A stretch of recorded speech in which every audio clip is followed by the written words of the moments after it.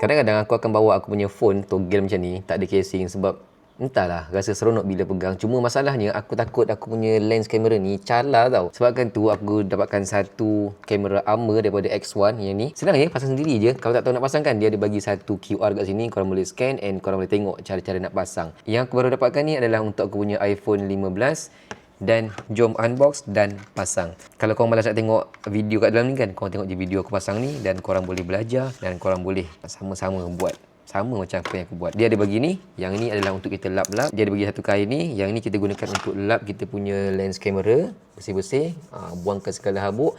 Kalaulah kata korang rasa macam ada habuk lagi, korang boleh ambil je pelekat-pelekat kat sini and then korang boleh dab-dabkan pelekat tu dekat korang punya lens kamera supaya habuk-habuk semua keluar. Macam ni cara dia.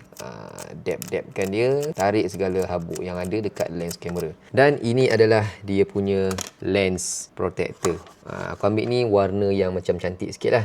Okay, cara dia mudah je. Mula-mula korang buka dia punya lapik belakang ni. Lepas tu korang alignkan sahaja lens ni dengan protector dia.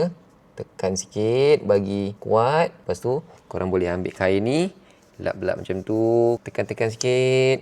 Lepas tu korang boleh cabut dia punya tapak dia. Dah siap dah. Cantik kan? Yang tadi tu aku punya lens macam ni, sekarang lens dia dah berubah jadi macam ni. Cantik. Korang boleh pilih warna yang korang nak. Tekan je link sekarang, lepas tu korang boleh pilih lah korang gunakan phone apa, korang suka warna apa, terus check out satu. Mantap.